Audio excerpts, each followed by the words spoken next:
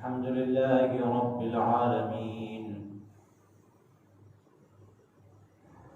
अल्हम्दुलिल्लाहि नहमदुहु व नस्तईनुहु व नस्तगफिरुहु व नु'मिनु बिहि व नतवक्कलु अलैहि व नऊज़ु बिल्लाहि मिन शुरूरि अंफुसिना व मिन सय्यिआति अअमालिना मन यहदिहिल्लाहु फला मुदिल्ल लहु व मन युद्लिल्हु फला हादिय लहु व नशहदु अन ला इलाहा इल्लल्लाहु वहदहु ला शरीक लहु ला नज़ीर लहु व ला मथील लहु व ला कफील लहु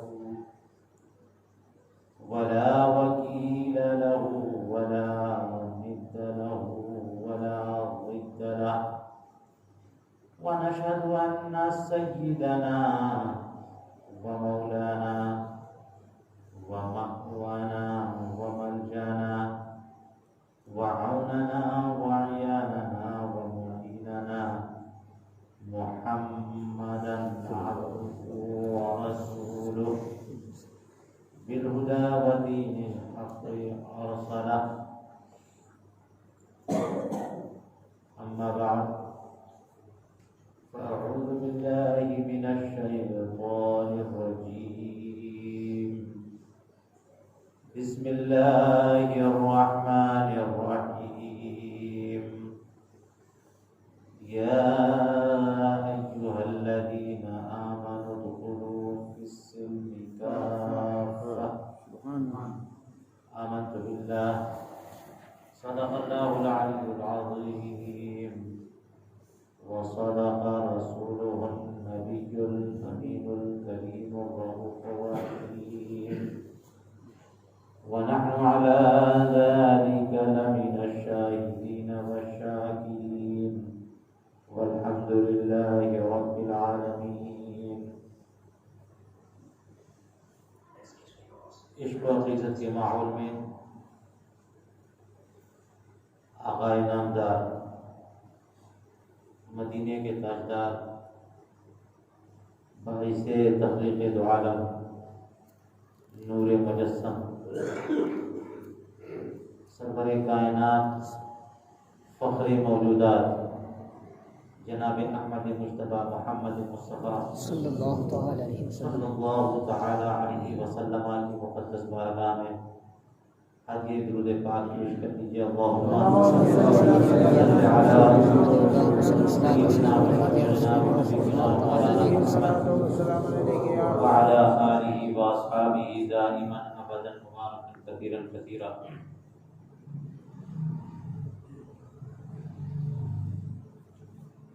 मोहतरम सामीन किराम, मुझे आप हज़रात से पहली बार खिताब करने का मौका मिला है,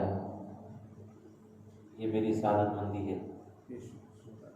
जितने लोगों के सामने मैं अल्लाह तबारक व तआला के कलाम से या रसूल करीम अलैहिस्सलातु वस्सलाम की इरशाद से कुछ दीन की बातें करूँगा, उतने लोगों को गवाह बनाता जाऊँगा। और ये अल्लाह और रसूल का जिक्र बड़ा मुतबर्रक जिक्र होता है। सुभान अल्लाह। कुछ लोगों को फ़ायदा हो तो सुभान अल्लाह ज़रूर हो, और अगर कुछ फ़ायदा ना तो मेरा फ़ायदा तो बिल्कुल तय है कि मैंने उतनी देर तक आप हज़रात से जो मैंने गुफ्तगू की क़ाल अल्लाह और क़ाल रसूल की गुफ्तगू की, सुभान अल्लाह। तो ये बहुत बड़ी सादत है कि अल्लाह ताला तौफ़ीक़ अता फरमाए कि उसका ज़िक्र हो और उसके हबीब का ज़िक्र हो, अच्छी अच्छी बातें हों, दीन की बातें हों, सुभान अल्लाह। इसी हवाले से सीखने वाले सीख जाएं, सुभान अल्लाह, और ना सीखे तो कम से कम उतनी देर के लिए गुनाहों से तो बात रहे। बेशक सुभान अल्लाह। आज की डेट में बड़ा मसला ये है कि लोग सीखने नहीं आते,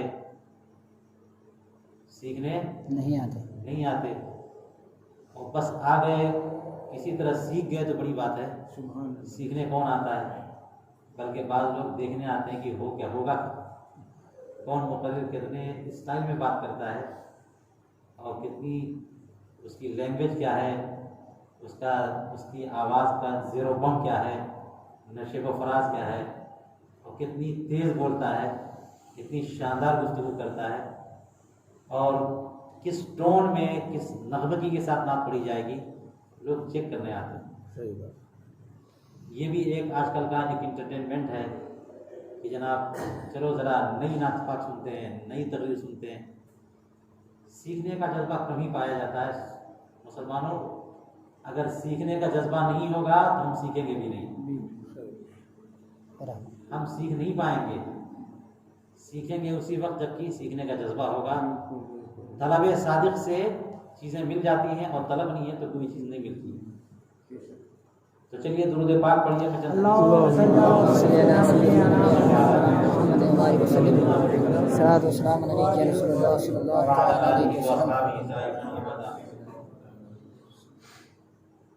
एक सहाबी हैं हज़रत अब्दुल्ला इब्न सलाम रज़ियल्लाहु ताला अन्हु। सुभान अल्लाह। ये पहले यहूदी थे। रसूल करीम अलैहिस्सलाम जब मदीने मुनव्वरा पहुँचे तो उनकी शख्सियत को देख करके, उनके मौजज़ात को सुन करके, और उनके बारे में जो कुछ तौरात शरीफ में पढ़ा था पढ़ करके उनको यकीन हो गया कि ये मोहम्मद मुस्तफ़ा सल्लल्लाहु अलैहि वसल्लम ये आखिरुज़ ज़मां है। सुभान अल्लाह। तो वो मुशर्रफ इस्लाम हो गए, मुशर्रफ इस्लाम हो गए। अब मुसलमान होने के बाद कुछ अय्याम गुजरे तो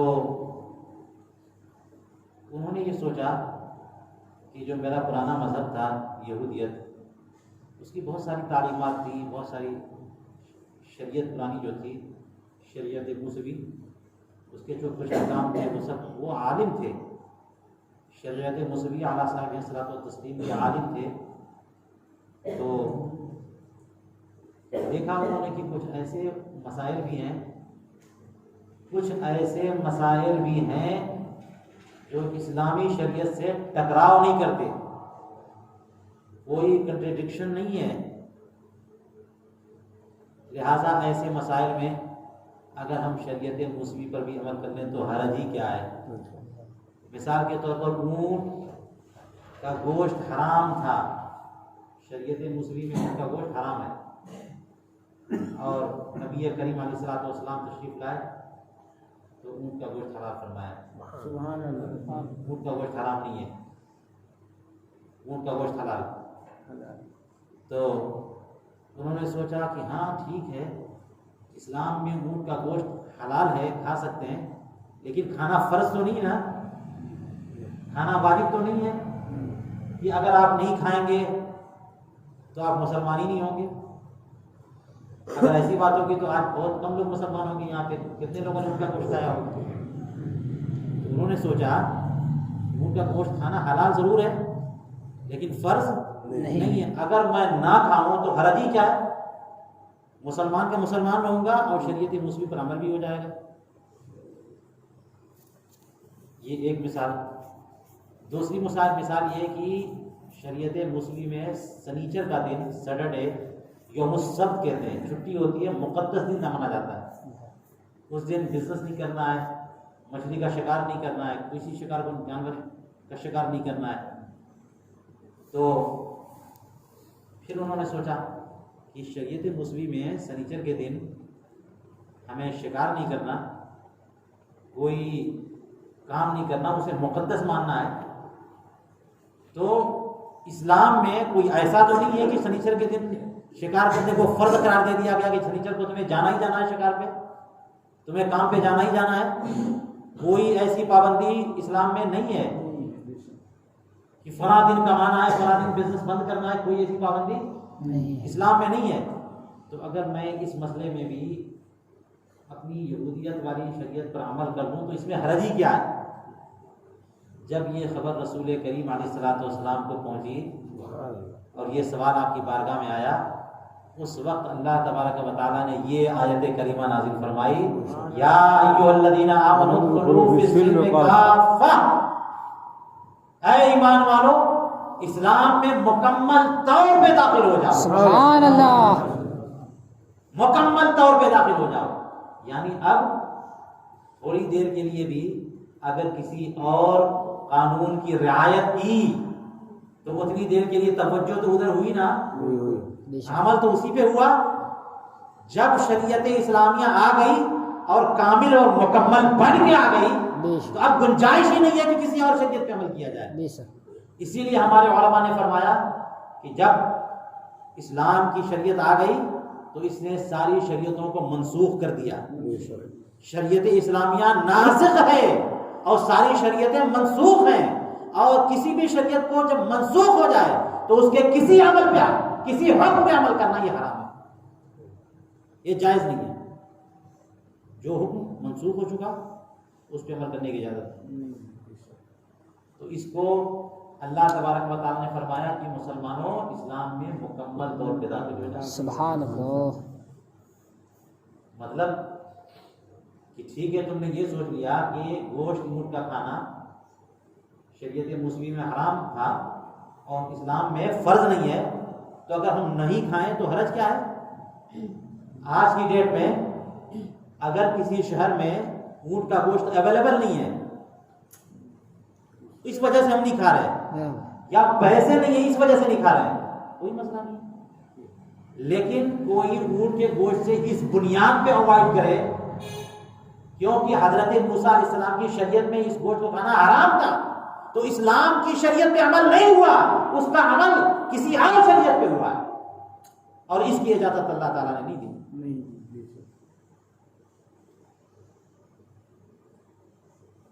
हुजूर करीम अलैहिस्सलातु वस्सलाम वो शरीयत कर्रा लेकर आए जिसके बारे में खुद कुरान करीम ने इरशाद फरमाया। खुद कुरान करीम ने इरशाद फरमाया, अल यौमा अकमलतु लकुम दीनकुम व अतममतु अलैकुम निअमती व रदीतु लकुम इस्लाम दीना, कि आज के दिन हमने तुम्हारे लिए तुम्हारे दीन को मुकम्मल कर दिया। एक और यहूदी की मुलाकात हो गई हजरत उमर फारूक रज़ी अल्लाह तआला अन्हु से। कहने लगा कि तुम लोगों पर एक आयत ऐसी उतरी है कि अगर हमारे नबी पे उतरी होती तो जिस दिन वो आयत उतरती उस दिन को हम लोग ईद का दिन मना लेते, हम उस दिन को ईद सेलिब्रेट करते। तो हजरत उमर फारूक रज़ी अल्लाह तआला ने पूछा कि वो कौन सा दिन है, वो कौन सी आयत है? तो उसने कहा कि ये आ गया है, अल यौमा अकमलतु लकुम दीनकुम व अतममतु अलैकुम निअमती व रदीतु लकुम इस्लाम दीना। बहुत सारी शरीयतें आई, बहुत सारे अंबिया किराम आए, बहुत सारे कानून शरीयत लेकर के आने वाले कानून लेकर आए, लेकिन किसी शरीयत ने ये दावा नहीं किया कि ये शरीयत कामिल और मुकम्मल है। जब मोहम्मद मुस्तफा सल्लल्लाहु अलैहि वसल्लम शरीयत लेके आए तो खुद अल्लाह ताला ने ये ऐलान किया कि आज ये दिन मुकम्मल हो। सुभान अल्लाह, सुभान अल्लाह। तो हजरत उमर फारूक रज़ी अल्लाह तआला अन्हु फरमाते हैं कि हाँ, मुझे अच्छी तरह याद है, वो दिन याद है जिस दिन ये आयत करीमा नाजिल हुई, वो जगह याद है जिस जगह आयत करीमा नाजिल हुई, वो वक्त याद है जिस वक्त आयत करीमा नाजिल हुई, यहाँ तक कि हुजूर करीम अलैहिस्सलातु वस्सलाम की वो हयात भी याद है, इस हयात में ये आयत करीमा नाजिल हुई। सुभान अल्लाह। हज का दिन था वो, और साल के एतबार से भी वो हज अकबर, ईदुल आयात, ईद का भी दिन था, जुमा का भी दिन था। रसूल करीम अलैहिस्सलातु वस्सलाम अपने जानवर पे तशरीफ फरमा थे और जानवर जुगाली कर रहा था और हुजूर करीम अलैहिस्सलातु वस्सलाम पे यह आयत करीमा नाजिल हुई। तो इशारा कर दिया, आपने सराहत कर दी कि उस दिन हम ईद का दिन मनाते हैं। वो दिन जिस दिन ये आयत करीमा नाजिल हुई वो हमारी ईद का दिन है, जुमा का भी दिन था और साल की भी ईद थी। सुभान अल्लाह। ये वो हमारा दिन। उस दिन क्या ऐलान हुआ कि आज के दिन हमने तुम्हारे दिन को तुम्हारे लिए मुकम्मल कर दिया। सुभान अल्लाह। हजरत सलमान फारसी रज़ियल्लाहु ताला अन्हु की रिवायत तिरमिज़ी शरीफ में मौजूद है सुभान कि अल्लाह। जनाब एक साहब ने और छेड़ा हज़रत सलमान फारसी रज़ी अल्लाह तआला अन्हु को, और छेड़ते हुए कहा कि तुम्हारे नबी इन्ना नबिय्यकुम युअल्लिमुकुमुल खरअ वल खराअता, और खर और खराअत का माना होता है पेशाब धोना है, पेशाब करके सफाई करना। आदमी जब पेशाब पखाना करने जाता है तो सफाई कैसे की जाती है, तो उसने छेड़ा कि तुम्हारे नबी ये सब चीज़ें सिखाते हैं, तुम्हारे नबी ये सब चीज़ें सिखाते हैं। हज़रत सलमान फारसी रज़ी अल्लाह तआला अन्हु ने बुरा नहीं माना, बुरा नहीं माना, उसको उसी अंदाज में लिया, और फिर उसके बाद खुद फरमाते हैं कि हाँ नाम नबियुना युअल्लिमुना अल खरा वल खराअता, नबियुना युअल्लिमुना कैफ नस्ताजी कैफ नस्तंजी व यअमुरुना अन ला नस्तंजी बिरौसिन वला बिअज़मिन वला बिशैइन मुअज़्ज़म औ कमा क़ाल।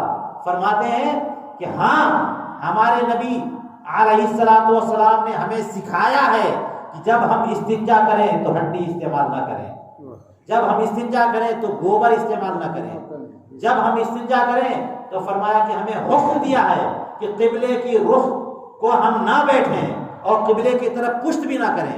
हमें यह हुक्म दिया है कि हम 3 से कम पत्थर इस्तेमाल ना करें, कम से कम 3 पत्थर इस्तेमाल। पूरी तफसील खालिस इस्तिंजा के ताल्लुक से हुजूर करीम अलैहिस्सलातु वस्सलाम ने जो बातें बताई पूरी तफसील बताई। सुभान अल्लाह, सुभान अल्लाह। इससे चोट हो गई उल्टे उनके ऊपर, जवाब भी हो गया कि तुम ये कहना चाह रहे थे कि हमारे नबी ये सब चीजें सिखाते हैं, अब तुम बताओ कि तुम्हारे पास जो कानून है उसमें क्या क्या मौजूद है, क्या क्या बताओ। जिंदगी के सारे शोबे कवर हो रहे हैं कि नहीं हो रहे हैं, नशिस्त व बर्खास्त के सारे मामला उसमें कवर हो रहे कि नहीं हो रहे।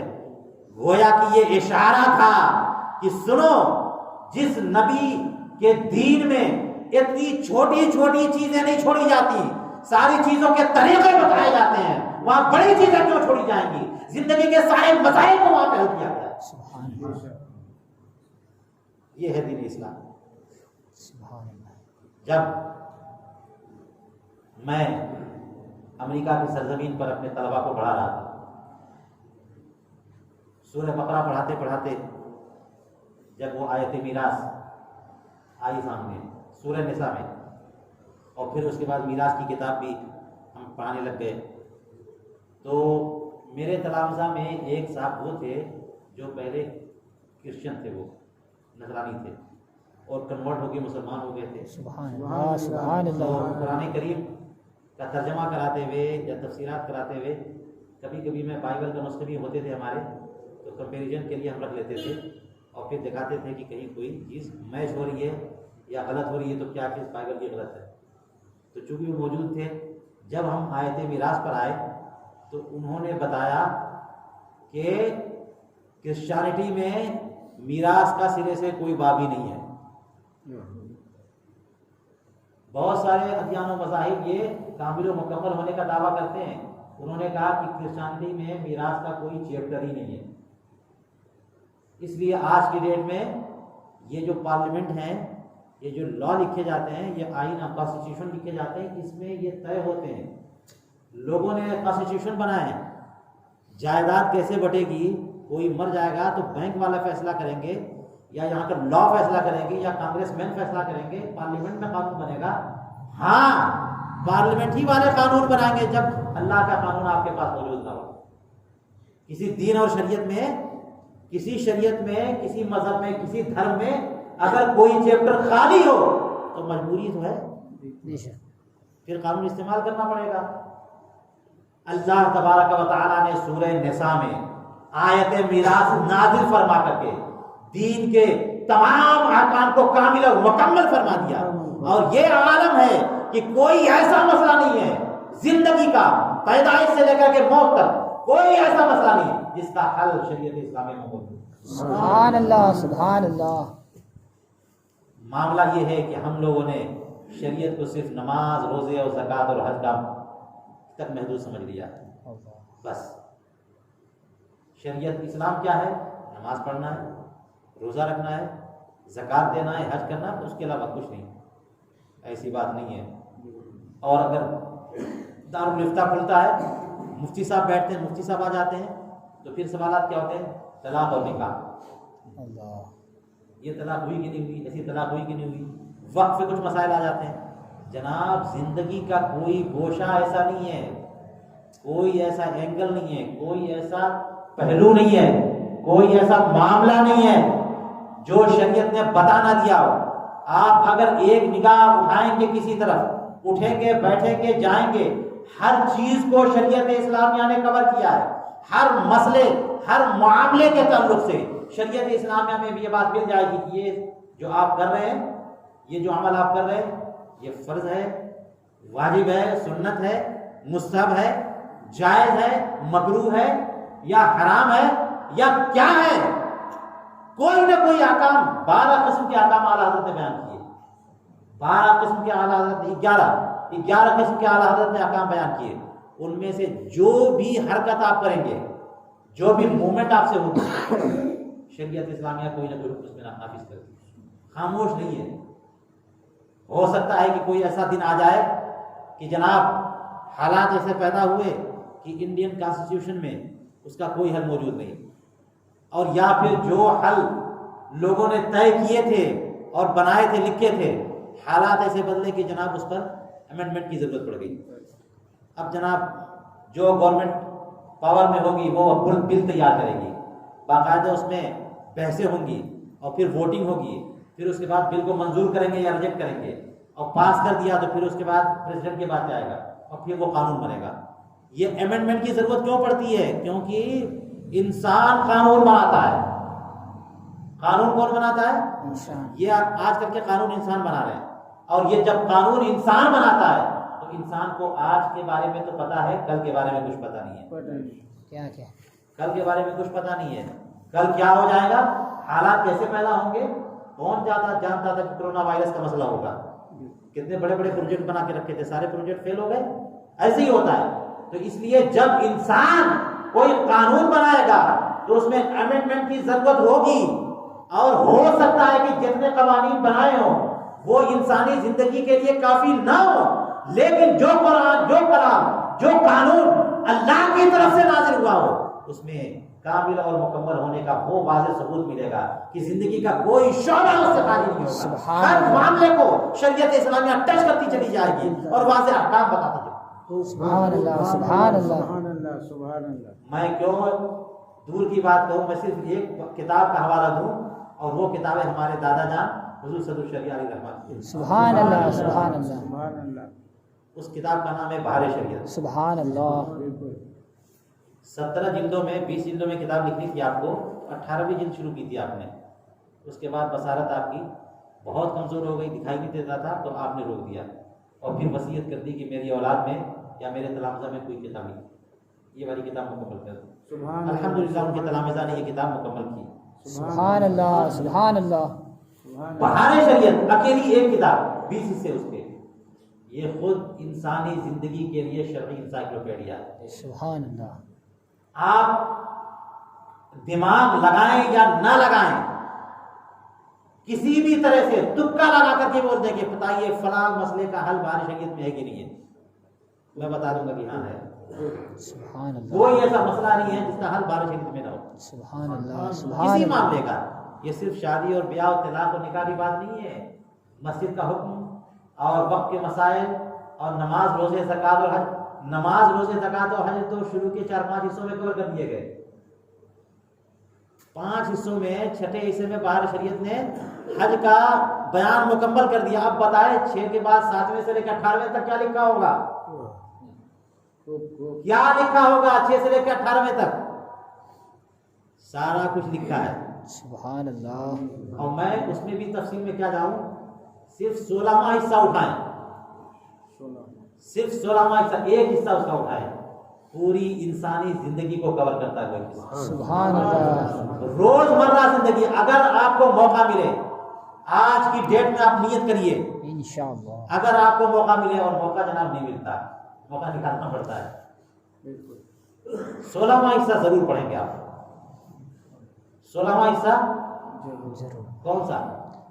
बहार शरीयत बहार शरीयत का 16वां हिस्सा पैदा होने से लेकर के मरने तक ये एक इंसानी जिंदगी रोजमर्रा की जो जिंदगी गुजरती है, क्या कुछ इंसान सुबह से लेकर के शाम तक जो कुछ करता है, सारी एक्टिविटीज सबके इस्लामी अखलाक वादा बता दिए गए।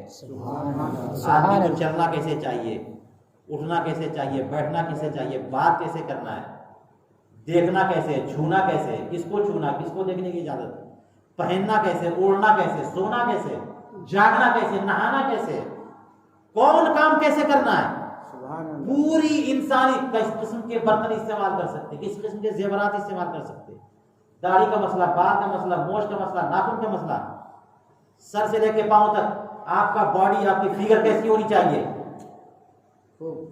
कैसे आपको फिट रहना है, आपको काम पे कैसे जाना है, कौन से काम आप कर सकते, कौन से काम आप नहीं कर सकते, पूरी इंसानी जिंदगी को बहार शरीयत का सिर्फ एक हिस्सा कवर करता है।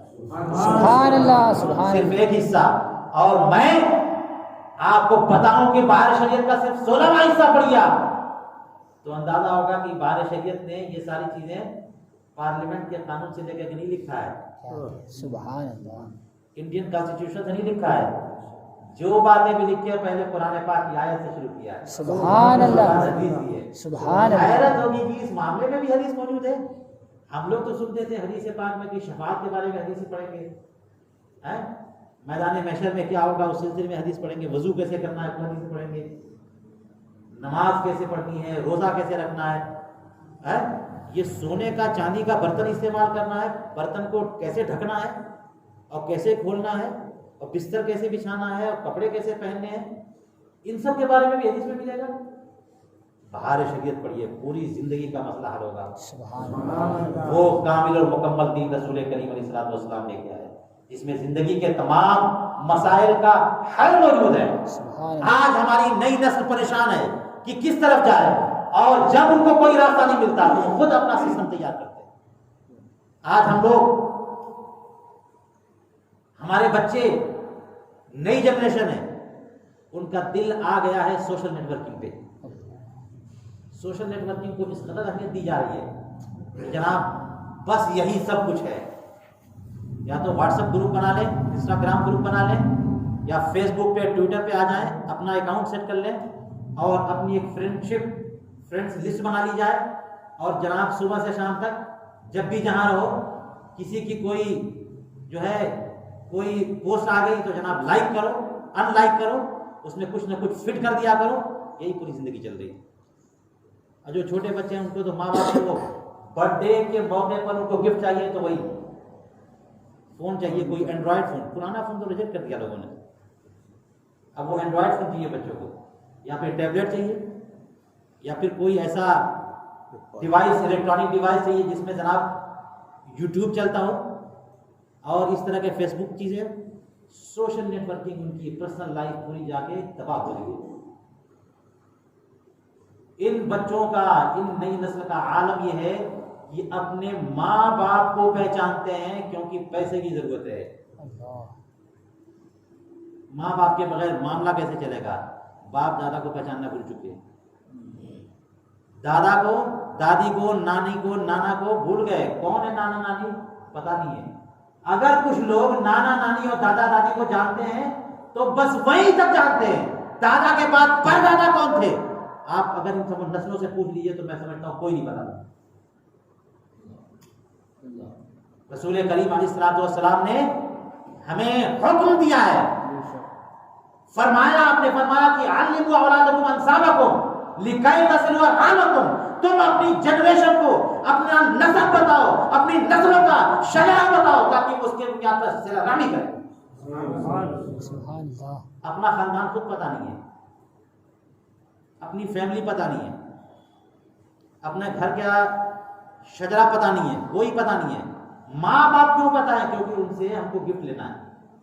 अगर वो नाराज हो गए तो खाना कैसे मिलेगा? और हमारी शादी भी करवानी उन्हीं ने, सारा मामला उन्हीं ने हैंडल करना है। ये मामला है। मैं कहता हूं कि अगर सोशल नेटवर्किंग इतना ही पसंद है और इतनी ही ज्यादा चाहिए तो शरीयत ने सोशल नेटवर्किंग का बड़ा जबरदस्त सिस्टम दिया, बहुत ही जबरदस्त सिस्टम हमारे शरीयत इस्लामिया ने दिया। जिसका कोई बदल नहीं है। अगर आज की डेट में आपसे कहा जाए कि आप ऐसा कोई सोशल नेटवर्किंग सिस्टम बनाओ जिसके इतने फवायद हों और नुकसान कुछ ना हो, तो मैं समझता हूं कि आप जो भी बना के लाइएगा, मैं उसको इस्लामी शरीयत ने सोशल नेटवर्किंग का जो सिस्टम दिया है, वक्ता पाबंदी के साथ जमात के साथ नमाज पढ़ना, उसके मुकाबले में आपका सोशल नेटवर्किंग सिस्टम गलत साबित कर दूंगा। आप जो भी नेटवर्किंग सिस्टम लेके आइएगा, मैं बताऊंगा ठीक है इसमें ये फायदा है 1 2 3, लेकिन जनाब साइड इफेक्ट कितने हैं ये देखिए जनाब, ये फायदा, ये साइड इफेक्ट, ये नुकसान, ये खराबी। सारे सोशल नेटवर्किंग सिस्टम में बेपनाह खराबियां हैं, मगर शरीयत इस्लामिया ने हमें सोशल नेटवर्किंग का इतना अजीमुशान सिस्टम दिया है जिसमें सिर्फ फायदा ही फायदा है और 1% भी नुकसान नहीं है। सुभान अल्लाह। अब मैंने ऐसा जुमला इस्तेमाल कर दिया है नमाज के ताल्लुक से कि लोग हैरत करेंगे, ये मौलाना साहब क्या बोल रहे हैं, नमाज को इन्होंने सोशल नेटवर्किंग सिस्टम बना दिया। नहीं, इबादत है, अल्लाह की इबादत है, लेकिन उस एंगल से गौर करें। आप जो आप इलेक्ट्रॉनिक डिवाइस से फायदा लेना चाह रहे हैं, या जनाब नुक्कड़ पे बैठ करके फायदा लेना चाह रहे हैं, मार्केट में जाकर के फायदा लेना चाह रहे हैं, या बाहर में जाना चाह रहे हैं, या जनाब दोस्तों के अहबाब के साथ किसी टूर पे जाना चाह रहे हैं, कुछ भी करना चाह रहे हैं, शरीयत ने सारे फवायद रख दिए, सारे फवायद रख दिए हैं। हर टाइम नमाज में जमात की पाबंदी, मस्जिद में आना, और अल्लाह तबारक व तआला ने फरमा दिया वरकऊ मअर राकिईन, नमाज पढ़ो नमाज पढ़ने वालों के साथ।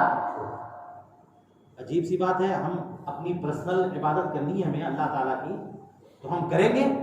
हम जब नमाज जमात के साथ पढ़ते हैं तो हम तिलावत नहीं करते। आप करते हैं तिलावत?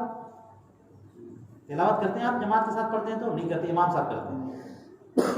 तिलावत तो नहीं करते आप लोग, बड़े खामोश के साथ नहीं करते, खामोश होते हैं। इमाम साहब तिलावत करते हैं, सारे के सारे लोग खामोश रहते हैं, सुनते हैं। तो जनाब एक चीज़ आप करते ही नहीं है, अगर अकेले पढ़ते तो तिलावत करते। इस एंगल से अगर आप सोचने लगे तो जनाब मुझे अकेले पढ़ना बेहतर था, या अगर इमाम साहब के साथ पढ़ते तो एक चीज़ हम नहीं करते हैं, अगर अकेले पढ़ते तो करते। ये सोचना गलत है, क्योंकि अल्लाह ताला ने कुरान पाक में फरमा दिया वरकऊ मअर राकिईन, और दूसरी जगह फरमा दिया इदा क़ुरिअल कुरान फस्तमिऊ लहु वंसितू लअल्लकुम तुरहमून। जब कुरान करीम की तिलावत हो रही हो तो तुम खामोश रहो, सुनो, ताकि तुम पर रहम किया जाए, क्योंकि रसूल करीम अलैहि सलाम ने फरमाया कि क़िराअतुल इमामी यकफ़िल इमामुन औ कमा क़ाल अलैहि सलाम। एक जगह फरमाया मा ली उनाज़ुल कुरान, जिसका मतलब ये हुआ कि इमाम साहब की तिलावत सबके लिए काफी है। सुभान अल्लाह। इमाम साहब अगर तिलावत करें तो आप भी तिलावत कर रहे हैं। इसको कहते हैं रिप्रेजेंटेशन। क्या कहते हैं? तर्जमानी। हमने किया तो आपने भी गोया कर लिया। इमाम आज़म अबू हनीफा, हमारे इमाम साहब बड़े जबरदस्त, लगता है कि पूरी दुनिया की अकल एक तरफ उनके ज़माने में, और अकेले इमाम आज़म अबू हनीफा की अकल एक तरफ। सुभान अल्लाह, सुभान अल्लाह। तो कुछ बुखारी शरीफ की हदीस है, इसमें ये हदीस पाक भी है कि जो सूरह फातिहा की तिलावत न करे उसकी नमाज नहीं। तो इस हदीस पाक की बुनियाद पे कहने लगे नहीं, इमाम साहब जब तिलावत कर रहे हैं तब भी पीछे सूरह फातिहा एटलीस्ट तो पढ़नी है। और इमाम आज़म अबू हनीफा ये कह रहे थे कि नहीं, इमाम जब तिलावत कर रहे हैं तो कुछ भी नहीं पढ़ना है, एकदम खामोश रहना, सूरह फातिहा की भी तिलावत नहीं करनी। तो ये लोग ऑब्जेक्शन करने लेके आ गए कि आप हदीस पाक के खिलाफ बोलते हैं, हदीस पाक में तो ये लिखा है, और आप कह रहे हैं इमाम के पीछे कोई तिलावत नहीं करनी, बिल्कुल खामोश रहना। तो हमारे इमाम साहब ने फरमाया कि ऐसा है कि तुम लोग इतने लोग आ गए हो, मैं किसको किसको जवाब दूं, इतने लोगों से एक साथ कैसे बात करूं। ऐसा है कि तुम सारे के सारे लोग बात कर लो और एक को अपना रिप्रेजेंटेटिव बना लो, एक को अपना अमीर बना लो, और जो जिसको अमीर बनाओ उसी से मैं बात करूं और मैं पूरे जवाब दे दूंगा, और जो मैं जवाब दे दूं वो तुम सबके लिए जवाब माना जाए, वो जो बोले वो तुम सबकी तर्जुमानी करे। ये आसानी होगी, वरना इतने लोगों को कैसे मैं हैंडल करूँ। उनको बात लगी है कि हाँ ये ठीक फरमा रहे हैं, ठीक है ठीक है ठीक है ठीक है। तो ये जनाब हमारी तरफ से हमारे तर्जमान, इनसे आप बात करिए और जवाब दीजिए। इमाम आज़म ने फरमाया कि मसला हल हो गया, सुभान अल्लाह, मसला हल हो गया। यही बात तो मैं नमाज के बारे में कह रहा हूँ, जो तुम कह रहे हो कि तुमने एक आदमी को तर्जमान बनाया कि जो वो कहेगा वो तुम समाज की बात, सबकी बात है। यही तो मैं कहता हूँ। सुभान अल्लाह। इन्नमा रसूल करीम अलैहिस्सलाम ने फरमाया इन्नमा जुइल इमाम लियुतम्म बिही, इमाम तो इसीलिए ताकि उसकी इक्तदा करे। तो जब वो रुकू करे तो रुकू करो, जब सजदा करे तो सजदा करो, और जब तिलावत करे तो खामोश हो। सुभान अल्लाह, सुभान अल्लाह। तो मेरा पॉइंट ये था कि इसके बावजूद कि तिलावत नहीं करते, मगर जमात में हाज़िरी को रसूल करीम अलैहिस्सलाम ने वाजिब करार दिया। सुभान अल्लाह, वाजिब करार दिया है, जरूरी करार दिया है। मेरे आला हज़रत इमाम इश्क़ व मोहब्बत, इमाम अहले सुन्नत, हामी सुन्नत, माही बिदअत, सुभान अल्लाह, मुअय्यिद मिल्लत ताहिरा, मुजद्दिद मिअत हाज़िरा व मादिया, इमाम अहले सुन्नत इमाम रज़ा फ़ाज़िल बरेलवी रज़ियल्लाहु तआला अन्हु अपने फतावा में जगह जगह जगह जगह ये बात लिख चुके हैं कि अगर कोई बिला सबब एक वक्त की जमात भी छोड़ दे तो वो फासिक और मरदूद शहादा है। अल्लाहु अकबर। आप समझते हैं मरदूद शहादा का मतलब? मरदूद शहादा का मतलब ये होगा कि आप जब गवाही देने आएंगे तो आपकी गवाही कबूल नहीं कोई करेगा। अल्लाहु अकबर। कितना खराब लगेगा ना, खराब लगेगा ना कि आप एक बात कह रहे हैं, बात सुनने के लिए खालिद साहब तैयार नहीं है। आप कह रहे हैं कि मैं गवाही देता हूँ फला फला, आपकी गवाही कबूल नहीं की जा रही है, रिजेक्ट कर दी जा रही है, बड़ी खराब बात है। मरदूद शहादा। तो रसूल करीम अलैहिस्सलातु वस्सलाम ऐलान फरमाते हैं, आप फरमाते हैं कि मैं लक़द हममतु अन आमुरा फित्यती अन यजमउ हुदमल हुदब सुम्मा उखालिफु सुम्मा आमुरु बिलालन अन युकीमा सुम्मा उखालिफु इला नासी लम यहमुरु सलाता फअहर्रिमुहुम फअहर्रिकु अलैहिम बुयूतहुम। फरमाते हैं रसूल करीम अलैहिस्सलातु वस्सलाम, मैं चाहता हूँ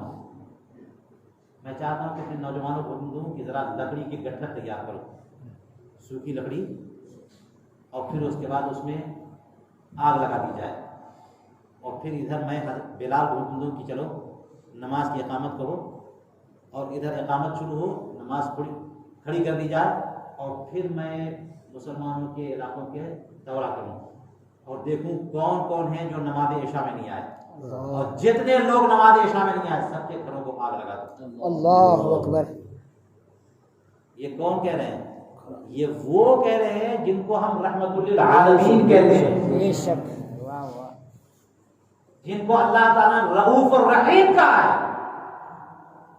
जो रहमतुल लिल आलमीन है, जो पूरी जिंदगी जिन्होंने अपनी उम्मत की फिक्र की है, वो ये बात कह रहे हैं।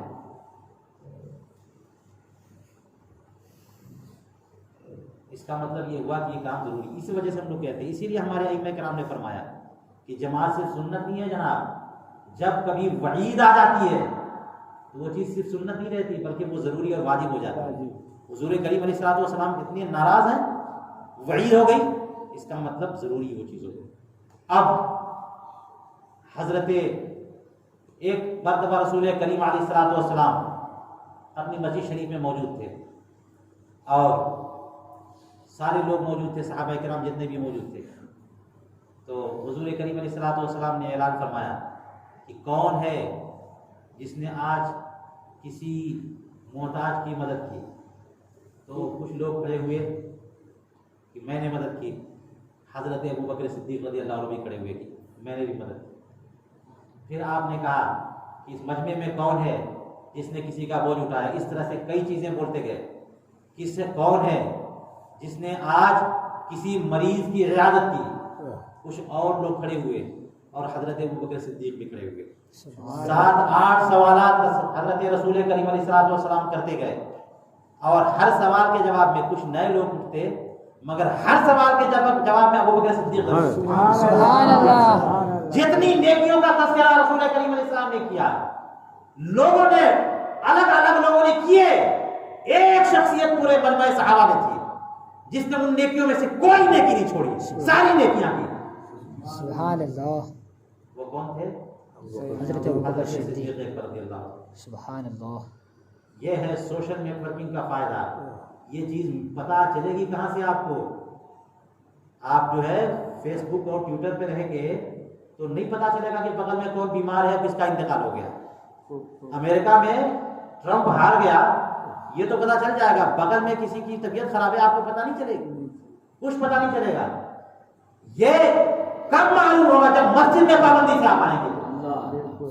मस्जिद में पाबंदी से आएंगे तो पता चलेगा कि आज इस मस्जिद में कितने लोग आ रहे हैं। सारे के सारे लोग आए इलाके के, तो आपको मरदमशुमारी करने की जरूरत नहीं पड़ेगी। परेशानी नहीं होगी कि इस इलाके में कितने लोग रहते हैं। और अगर रोजाना अटेंडेंस हो तो क्या आपको मजीद कोई दोस्ती करने की जरूरत पड़ेगी? ये सारे के सारे दोस्त हो गए। रोजाना मुलाकात हो रही है। और अगर किसी दिन फजर के वक्त कोई नहीं मिला तो फौरन दिमाग जाएगा कि फला भाई फला दोस्त रोजाना फजर में आते थे, आज नहीं है, चलो जरा देखते हैं क्या हुआ है। Social networking. सुभान अल्लाह। हमारे यहाँ हमारे अइम्मा-ए किराम ने फरमाया है, सुनो, हम इबादत के लिए आते हैं मस्जिद में, हम इबादत के लिए आते हैं, लेकिन इसमें सोशल नेटवर्किंग भी शामिल है। मैं कैसे कह रहा हूं, सुनो और सुनो। हमारे उलमा ने फरमाया, फिक्र की किताबों में यह मसला लिखा हुआ है कि जब नमाज मुकम्मल करने पर पहुंचो और सलाम करो तो दाहिनी तरफ जब सलाम करो तो नियत किसकी करनी है, और बाईं तरफ सलाम करो तो नियत किसकी करनी है। तो फरमाते हैं कि दाहिनी तरफ जब सलाम करो तो देखो नियत करो जो हाफजा, जो कंधे पे फरिश्ता मौजूद है उसको सलाम करने की, और दाहिनी तरफ जितने लोग मौजूद हैं सबको सलाम करने की नियत करो। बाईं तरफ जब सलाम करो तो जो फरिश्ते हैं और जितने बाईं तरफ हैं सबको सलाम करने की नियत करो। इमाम साहब के बारे में है कि दाहिनी तरफ भी नियत करे तो सबकी नियत करे, बाईं तरफ भी नियत करे तो सबकी नियत करे। कभी कभी ऐसा होता है कि बंदा एक बिल्कुल दीवार से सट के खड़ा है, उसकी दाहिनी तरफ तो बहुत लोग हैं, बाईं तरफ कोई नहीं है। तो जब एक तरफ जिस तरफ कोई नहीं है तो उस तरफ फरिश्ते की नियत करे, और जिस तरफ सारी की सारी पब्लिक है उस तरफ फरिश्ते की भी नियत करे, सारी पब्लिक की भी नियत। आप क्या कर रहे हैं? आज का सवाल आपका आ गया सामने। ये इमाम साहब, हम तो नमाज पढ़ रहे थे, आप सलाम करा रहे हैं हमको। नमाज में सलाम, हाँ ये नमाज वाला सलाम, नमाज से एग्जिट करते हैं, नमाज से निकलते हैं, लेकिन कैसे निकलते हैं? सलाम करते हैं। इसका मतलब ये हुआ कि सबसे पहला काम हम मुसलमान भाई के साथ सलाम करने के बाद सलाम करके शुरू करते हैं। नमाज में अगर शरीक हो गया तो इधर नमाज खत्म हुई, उधर आप पर सलाम शुरू हुआ। सुभान अल्लाह। अब बताइए कोई और सलाम करने की जरूरत है? नमाज पढ़े तो नमाज से नमाज हुई, और अब आपको सलाम भी कर लिया और दुआ भी कर ली, सब कुछ हो गया। और कैसे? ऐसा नहीं फरमाया कि जनाब, ऐसे तो फरमाया है हमारे यहाँ कि नमाज के दौरान आदमी को नजर यमीन और यसार नहीं करना, लेफ्ट और राइट नहीं देखना है, नजर मुतय्यन है वहां पे महल्ले सुजूद पे। और उलमा ने पूरी तफसील लिखी है कि जनाब जब रुकू में जाओ तो यहाँ देखो, सजदे में जाओ तो यहाँ देखो, नमाज में ये करो तो यहाँ देखो, इधर उधर देखने की जरूरत नहीं है। रसूल करीम अलैहिस्सलाम ने फरमाया कि जिसने निगाहें इधर उधर की, ये शैतान उसकी निगाहों को उचक ले गया, शैतान उसकी निगाहों को उचक ले गया। कभी अगर देख रहे हैं कि जनाब कोई कार तो नहीं आ रही है, जरा कोई और कुछ तो नहीं हो गया, किसी तरफ नजर करने की जरूरत नहीं है। रहमत इलाही मुंह मोड़ लेती है जिस नमाज में बंदा इधर उधर तवज्जो करे, मगर जब नमाज मुकम्मल होने वाली आई और जब सलाम करने का मौका हुआ, अब ये नहीं कहा जनाब चेहरा अपने करीब रखो, एक ही तरफ। अब कह रहे कि बिल्कुल मुड़कर देखो, सबको देखो, ठीक से सलाम करो, जितने दाहिनी तरफ हैं इधर चेहरा करो, इधर चेहरा करो और ठीक से उनको सलाम करो। सलाम भी करो तो चेहरा उन्हीं की तरफ रहे, और बाईं तरफ भी मोड़ करके सलाम करो, सलाम भी करो इस तरह की, चेहरा इनकी तरफ रहे कि देख लो कौन कौन मौजूद है, एक ही नजर में पूरा तज्जिया भी हो जाए। ये अब बताइए सारे लोग अगर मस्जिद में आए तो खैरियत मिली, बेशक किसी का इंतकाल हो गया फजर में ही पता चल गया। भाई फजर में हाजिरी हुई और फिर जाकर के कुछ लोग 7 बजे 8 बजे 9 बजे का रेडियो स्टेशन है तो टीवी लगाते हैं तो ये लगाते हैं तो फिर न्यूज़ आए, हमको तो सारी खबर फजर की नमाज में मिल गई। इलाके में क्या क्या हुआ फजर की नमाज में, किसके घर चोरी हुई, किसके घर बीमारी को कौन बीमार हुआ, किसका इंतकाल हुआ, सारा मामला तो फजर में हल हो गया। तुम पूरी सुबह तक दिन चढ़ते तक सोते रह गए, तुम्हें क्या पता इलाके में क्या हुआ। लोग आज शिकायतें करते हैं कि बिजनेस नहीं चल रहा है, रिस्क में बरकत नहीं है, ये परेशानी है वो परेशानी है। जब फरिश्ते रिस्क की बरकत लेके उतरे थे तो आप तो सो रहे थे। आला हजरत फरमाते हैं दिन लह में कोना तुझे, शब रात भर सोना तुझे, शर्मे नबी खौफे खुदा ये भी नहीं वो भी नहीं। यही स्टाइल लाइफ स्टाइल बताया था रसूल करीम अलैहि सलाम ने। हमने अपने हिसाब से जिंदगी गुजारनी, रात सोने के लिए बनाई, दिन काम करने के लिए बनाई गई, मगर जनाब दिन चढ़ते सोते रहते, रात पूरे फेसबुक पे रहते, व्हाट्सएप पे रहते, टीवी पे रहते, वीडियो गेम पे रहते। इस तरह से आपकी आखिरत समझेगी, आखिरत नहीं दुनिया भी नहीं समझ पाएगी, पैसे भी नहीं कमा पाओगे, घर भी नहीं बना पाओगे, कुछ भी नहीं कर पाओगे।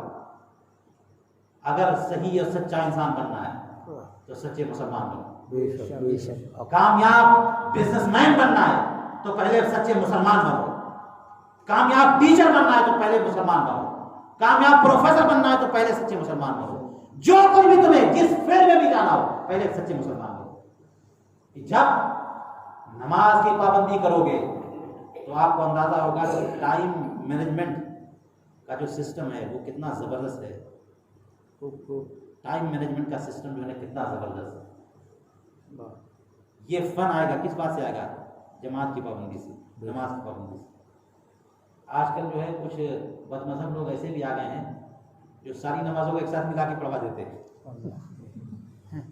सारी नमाजें एक साथ मिला के पढ़वा देते हैं या दो नमाजें मिलवा देते हैं। इजी आसान, दीन में आसानी। वो दीन में आसानी जो है ये भी अजीब व गरीब बात है।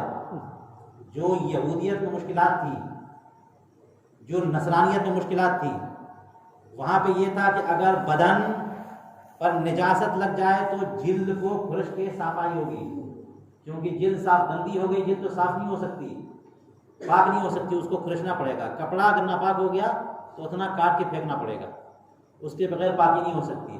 अगर किसी ने कुफ्र कर दिया तो उसकी तौबा करने से नहीं होगी, उसको कत्ल करना पड़ेगा, तब जाके तौबा कबूल होगी। है ना सजा। रसूल करीम अलैहिस्सलाम जब आए तो आप बड़ी आसानियां लेके आए, ये सारे मुश्किलात सब हल फरमा दी। और आप फरमाया हर चीज का ऑप्शन मौजूद है, हर चीज का हल मौजूद है, चीजों को बाकी रखते हुए मौजूद है। आप जिंदा रहो फिर भी कर लो, कपड़ा है सब सलामत रहेगा फिर भी हो सकता है मामला। अल्लाह तबारक व तआला ने रसूल करीम अलैहिस्सलाम की सिफात में बयान की कि वो आए ताकि तुमसे वो बेड़ियां उतार दें जो तुम्हारे पांव में थी, इस और अगलाल को दूर कर दे और दीन को आसान बना दे और सहूलत पैदा कर दे, युस्र और आसानी दे दे। ये आसानी है, ये नहीं आसानी की जमात भी खत्म कर दे। आज लोगों ने आसानी को पता नहीं क्या कहते हैं। आसानी तो जनाब शॉर्टकट वजू कर लिया जाए, शॉर्टकट नमाज पढ़ ले, शॉर्टकट हर चीज में शॉर्टकट कर दिया जाए, ये भी खत्म वो भी खत्म, तो ये आसानी। इसलिए सोचना चाहिए कि जिन हदीसों में आसानी का तज़किरा है उस आसानी से कौन सी आसानी मुराद है, क्या मुराद है। वहां पर लोगों ने ये सोचा कि दीन में आसानी है, दीन में आसानी है, दीन में आसानी, तो हर चीज हलाल कर दो, हर चीज जायज कर दो। जनाब आजकल तो मार्केट में ये भी चल रही है, ये भी चीज चल रही है, ये भी चीज चल रही है, तो सब चीज जायज कर दे, ये आसानी है नहीं। अल्लाह तबारक व तआला के क़वानीन और उसूल और अहकाम पर अमल करना और ज़रूरी है, इसमें कोई कंप्रोमाइज़ नहीं, कोई कमी नहीं। तो मैं ये कहता हूँ कि अल्लाह तबारक व तआला ने हमें नमाज मेराज के शब रसूल करीम अलैहिस्सलाम को बतौर तोहफा इनायत किया था, बतौर तोहफा इनायत किया था। आज हमको अगर किसी पार्टी में जाएं, किसी मौके पे, तो हो सकता है कि कोई जनाब तोहफे के तौर पे कोई किताब दे कि लीजिए ये इंडियन कॉन्स्टिट्यूशन है, इसको पढ़िए, फ्री में हम दे रहे हैं आपको, तो हम लोग ले लेंगे। या कोई भी गिफ्ट लीजिए जनाब, फला चीज़ की डिटेल इसमें है, या बायोलॉजी की इसमें किताब है, ये कि सारी सब्जेक्ट पूरी बात कवर कर रही है, या फला चीज़ को कवर कर रही है, या फिर ये कि इबादत का पूरा तरीका इसमें लिखा हुआ है, लीजिए फ्री में दोस्त आपको दी। हम समझते हैं ना कि गिफ्ट है वो, क्योंकि पैसा देना नहीं पड़ा। तो अब जा करके गिफ्ट जो है उसको हम इसलिए दिया कि हम पढ़ेंगे, और पढ़ने के बाद हमें इल्म हासिल होगा। तो ये कैसा गिफ्ट है कि उसके बाद हमें मेहनत करनी पड़ती है, हमें पढ़ना पड़ता है। ये भी गिफ्ट हुआ। अल्लाह तबारक व तआला ने मेराज की शब रसूल करीम अलैहिस्सलाम के जरिए हमें ये गिफ्ट दिया, हमें ये हदिया दिया, हमें ये तोहफा दिया है नमाज का। हाँ, नमाज का तोहफा, इसमें थोड़ा ये करना पड़ता है कि हर टाइम 3-3, 5-5 मिनट निकालना पड़ता है, किसी टाइम 10 मिनट निकालना पड़ता है। और अच्छों के लिए तुम्हारे पास टाइम है तो तुम लंबी नमाज पढ़ लो, और टाइम नहीं है तो 2 ही मिनट निकालो, 2 मिनट में भी नमाज हो सकती है, 2 मिनट 4 मिनट निकालना पड़ता है। लेकिन मसाइल कितने हल हुए? पूरी जिंदगी के मसाइल हल हुए हैं।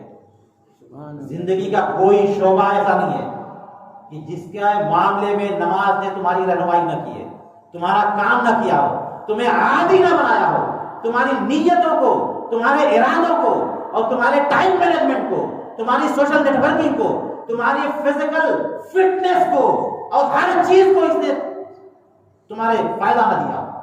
ये आलम है। और सारी चीजें होने के बाद असल मकसद नमाज का यह है कि बंदे का ताल्लुक रब से बढ़े, बंदे का ताल्लुक रब से इस्टेब्लिश हो जाए। बंदा बंदा है, हमारा रब रब है। जब उसने हमें पैदा किया तो इसीलिए तो पैदा किया हम उसकी इबादत करें। तो जब हम उसकी इबादत करेंगे तो रब्बे जुल जलाल हमसे राजी होगा, और वो राजी हो जाए तो फिर क्या चाहिए, फिर क्या चाहिए।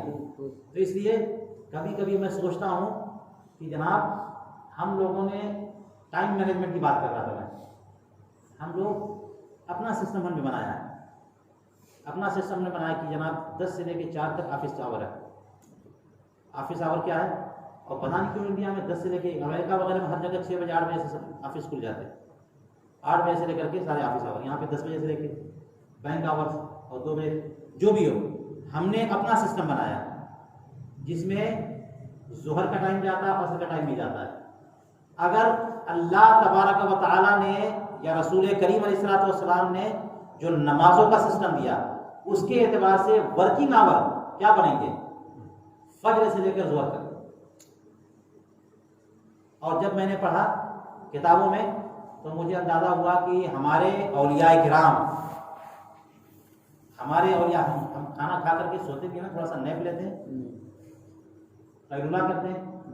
तो औलियाए किराम का तरीका ये था कि वो लोग खाना खा लेंगे कब, ज़वाल से पहले, जिसको ज़वाल टाइम समझते हैं, नमाज का रुकू टाइम, नमाज नहीं पढ़ना, कोई सजदा नहीं करना, तो उससे पहले पहले खाना खा लेंगे। और उससे पहले पहले खाना खा लेंगे तो वो टाइम जब नमाज की पाबंदी का टाइम है वो सोने में गुजार लेंगे। अब समझ में आया अल्लाह का करम कितना है। ये एक टाइम दे दिया आपके लिए कि नमाज पढ़ना मना, ऐसा भी टाइम है। नमाज अल्लाह की इबादत है, नमाज मतलूब है, मकसूद है, मेराज का गिफ्ट है, मगर एक टाइम है नमाज आप नहीं पढ़ सकते। क्या नमाज कोई खराब चीज है? क्यों नहीं पढ़ सकते? बस नहीं पढ़ सकते।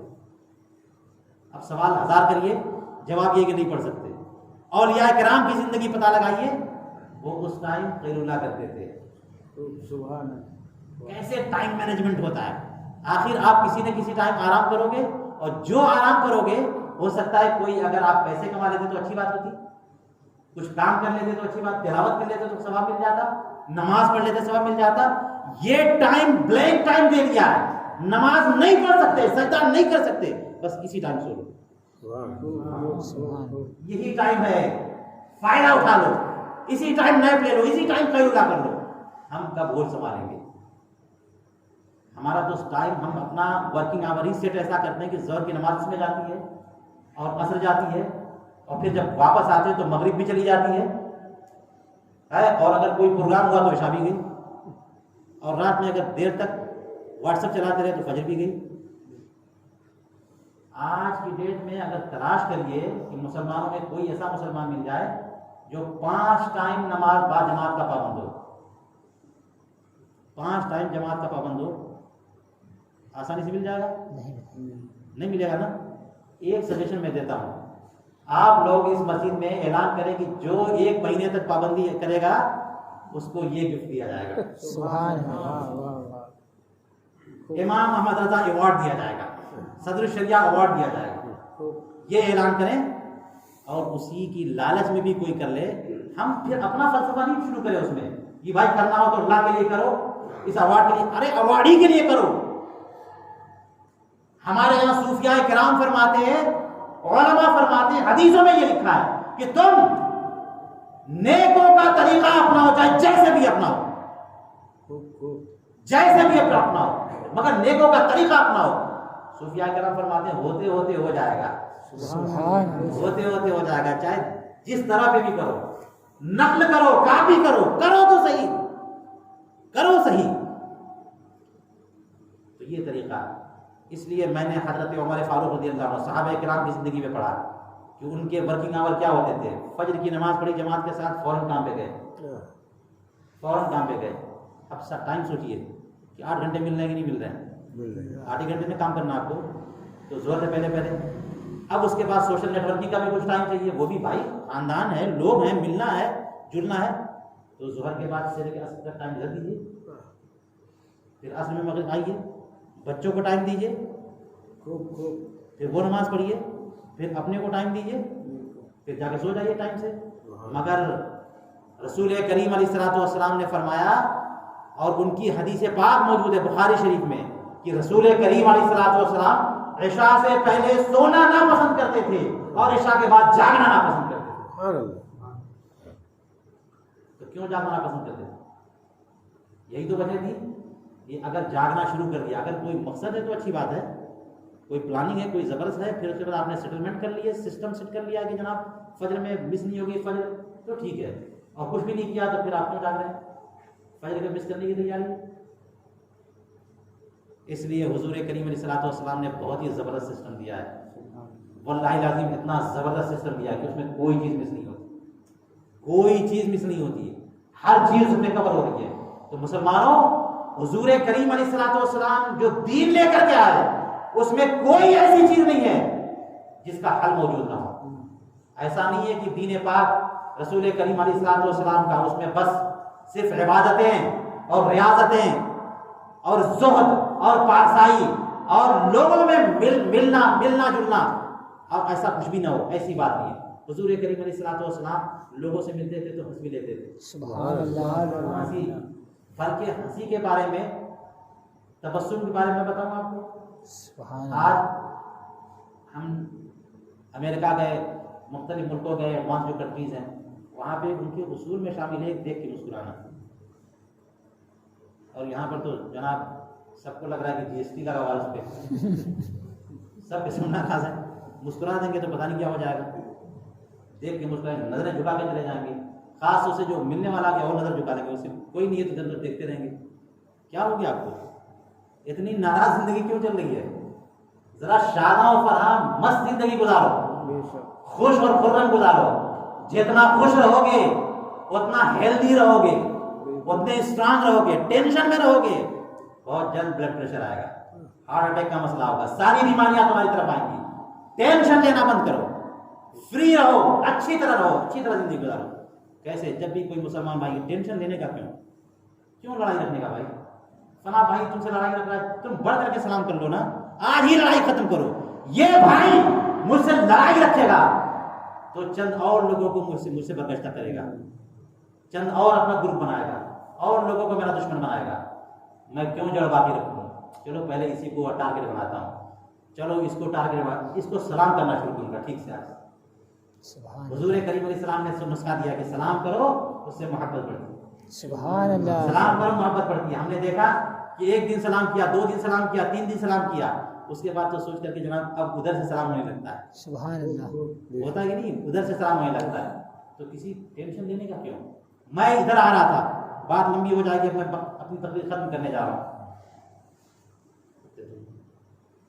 1 घंटा मैं होंगे तो अपनी बात खत्म करने। हुजूर करीम अलैहिस्सलाम हमको अमेरिका भी जो बताया ना मैंने, अमेरिका यूरोप वालों की नकल नहीं करनी है, उन्होंने अपना उसूल बनाया होगा जो भी बनाया होगा, मगर आप लोगों से मैं कह रहा हूँ क्यों इतना टेंशन लेने की जरूरत है। हम चले रसूल करीम अलैहिस्सलाम की सीरत में देखते हैं।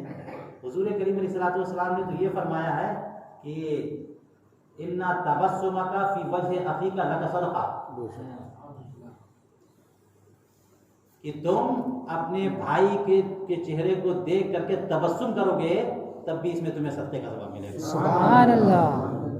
किन किन चीज़ों में सदक़े का सवाब मिलता है, एक पूरी लिस्ट दी है हुजूर करीम अलैहिस्सलाम ने। तिरमिज़ी शरीफ में वो हदीस पाक मौजूद है, इमाततुल अज़ा अनित तरीक़े लका सदका, रास्ते से कोई तकलीफ दे चीज़ हटा दोगे ये तुम्हारे लिए सदका है। सुभान अल्लाह। व इफ़रागुका फी दल्व अखीका लका सदका, अपने भाई के डोल में पानी डाल दोगे तो वो सदका। सुभान अल्लाह। और फरमाया कि तुम अपने भाई से वजह तलीक़ कुशादा पेशानी के साथ मिलोगे, मुस्कुरा करके मिलोगे तो तुम्हें सदक़े का सवाब, और उसे देख करके हंस दोगे, खुश हो जाओगे तो तुम्हें सदक़े का सवाब। सुभान अल्लाह।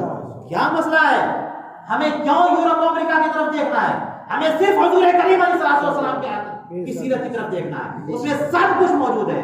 कब आपने इजाजत दी है कि आप मुंह बना के रखो, मुंह बना करके नाराज गुस्से में सबसे मुलाकात करो। हुजूर करीम अलैहिस्सलाम ने कहा कि मुस्कुरा के देखो, सुभान अल्लाह, हंस के देखो, खुश हो जाओ, खुश होके देखो, खुश करो, खुश रहो। हजरत रसूल करीम अलैहिस्सलाम की चंद अज़वाज थी, जब अज़वाज के पास जाते तो शादा व फरहा रहते, खुश रहते और खुशी की बातें करते। हजरत आयशा सिद्दीक़ा रज़ियल्लाहु तआला अन्हा की रिवायत याद रखिएगा, फरमाती हैं कि हुजूर करीम अलैहिस्सलाम घर में होते खूब अच्छी तरह सबसे बात करते, लेकिन अगर बिलाल जब अजान कहते और इकामत कहते तो ऐसे सीधे के सीधाई के साथ ऐसे बिल्कुल सीधे मस्जिद की तरफ चले जाते जैसे कि हमें पहचानते भी नहीं, हमें पहचानते भी नहीं। तो हक़ुल्लाह एक तरफ, हक़ुल इबाद एक तरफ, हर एक का की रियायत, हर एक नमाज हो गई, अब हक़ुक़ुल इबाद का मामला है।